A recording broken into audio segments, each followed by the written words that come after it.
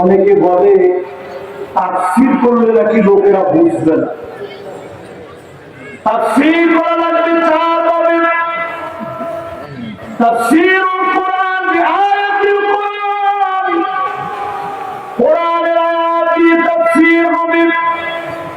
তাফসীরুল কোরআন বিল আহাদিস, হাদিস দিয়ে তাফসীর হবে। তাফসীরুল কোরআন বিআকওয়ালিস সাহাবা, সাহাবীদের বক্তব্য দিয়ে তাফসীর হবে। তাফসীরুল কোরআন বিল লুগাত, অর্থ আল্লাহ কি বোঝালেন ভেঙে ভেঙে অর্থ করার মধ্য দিয়ে তাফসীর হবে। এই চার পদ্ধতিতে তাফসীর শুনে বাড়ি যাব, রাজি আছেন তো ইনশাআল্লাহ? ওইভাবে এক নম্বর মাশাআল্লাহ দুইজনের মুখস্থ। এক নম্বর কি দিয়ে, দুই নম্বর, তিন নম্বর, চার নম্বর ভেঙে ভেঙে আবিধানিক অর্থ বলে বলে তাফসীর করব ইনশাআল্লাহ। এইভাবে যদি এক এক তাফসীর শুনে সওয়াব কেমন হবে, এই মাহফিল থেকে ওঠার আগে খায়রুল লাকা মিন আন তুসাল্লিয়া মিআতা রাকাত, 100 রাকাত নামাজ পড়লে যেমন সওয়াব হবে, এর চাইতে বেশি সওয়াব বান্দার আমলনামায় দিয়ে দিবে। সুবহানাল্লাহ। এই মাহফিলে বসে জীবনে আগে কোনদিন শুনে নাই, নতুন এমন কোন জিনিস শুনে যদি বাড়ি নিয়ে যেতে পারেন, মালিককে তো খুশি হয়ে যাবে। খায়রুল লাকা মিন আন তুসাল্লিয়া আলফা রাকাত, 1000 রাকাত নামাজ পড়লে যেমন সওয়াব হবে, এর চাইতে বেশি সওয়াব যিনি বান্দার আমলনামায় দিয়ে দিবেন তিনি কে? আপনারা সবাই খুশি আছেন? নতুন কিছু শিখলেন, 1000 রাকাতের চেয়ে বেশি সওয়াব। শুধু তাফসীরটা শুনবেন, 100 রাকাতের চেয়ে বেশি সওয়াব। আপনি 1000 রাকাত নামাজ পড়তে পারবেন, যদিও আমাদের দেশে কেউ কেউ 70-80 রাকাত পর্যন্ত পড়ছে, রেকর্ড আছে। রেকর্ড আছে আমাদের দেশে 70-80 রাকাত প্রতিদিন পড়ে।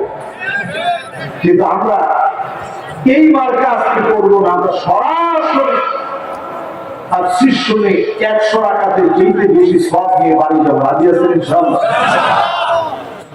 বলেন সূরা তাওবার কত নম্বর আয়াতে তাফসীর হবে?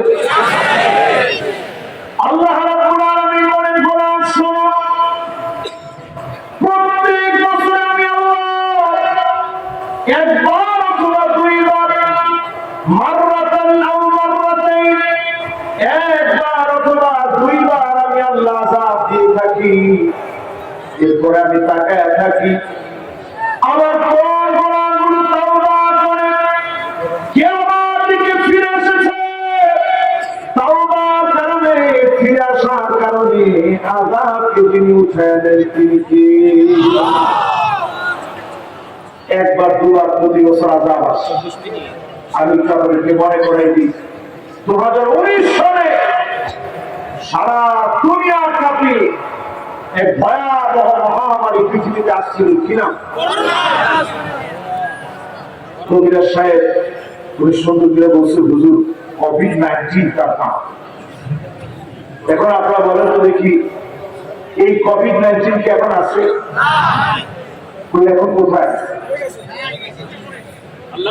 সব বিশেষজ্ঞরা বলেছিল বাংলাদেশের মানুষ মরে মরে পড়ে থাকবে, রাস্তায় রাস্তায় লাশ গলে যাবে, দুর্গন্ধ চারদিকে ছড়াবে। রেড জোন আমার দেশে ঘোষণা করা হয়েছিল, কিন্তু করোনা থেকেও তিনি আমাদেরকে হেফাজত করলেন তিনি কে? আজ পৃথিবীর দিকে তাকায় দেখেন, তুরস্কের ভয়াবহ ভূমিকম্প দিয়ে শুরু, জাপানে 155 বার ভূমিকম্প হয়েছে, একদিনে 155 বার ভূমিকম্প 7.9 মাত্রার ভূমিকম্প হয়ে গেছে জাপান। এই প্রচন্ড গরম কিন্তু ভূমিকম্পের আলামত। আমার দেশে টেকটনিক প্লেট নড়ে চড়ে উঠেছে, সমুদ্র পৃষ্ঠের ভিতরে ফাটল ধরেছে। এই দেশে যদি ভূমিকম্প হয়, 9 মাত্রার ভয়াবহ ভূমিকম্প হবে। এত বড় আঘাত থেকে বারবার যিনি বাঁচায়া দিচ্ছেন তিনি কে?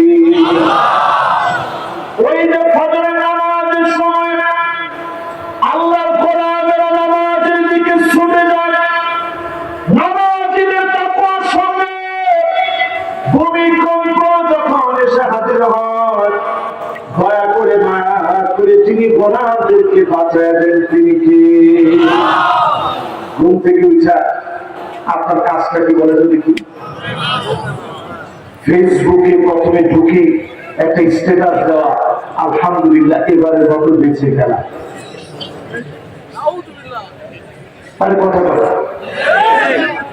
যতগুলো ভূমিকম্প আমার দেশে হয়েছে একটু মিলায় দেখবেন সব ফজরের নামাজের পর পর আল্লাহ একটা ধাক্কা মারছে।